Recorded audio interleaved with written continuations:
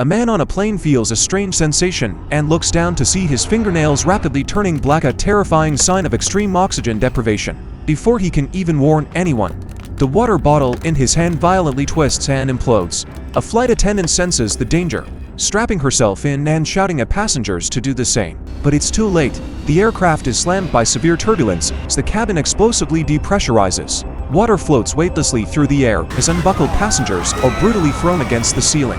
The cabin shakes uncontrollably while oxygen masks deploy from overhead.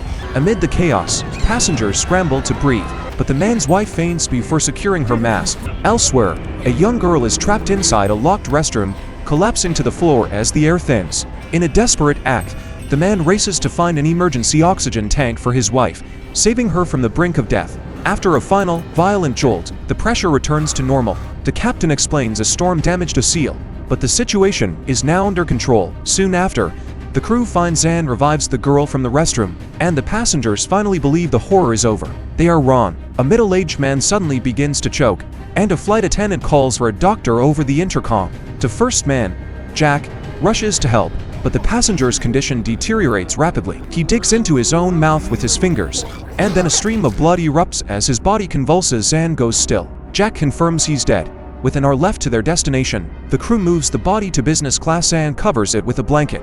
However, a young man had noticed the dead passenger's expensive gold watch. He secretly creeps up to the second floor and callously rips the watch from the corpse's hand. But instead of leaving, the thief pulls out his phone to take a morbid selfie, insulting the deceased.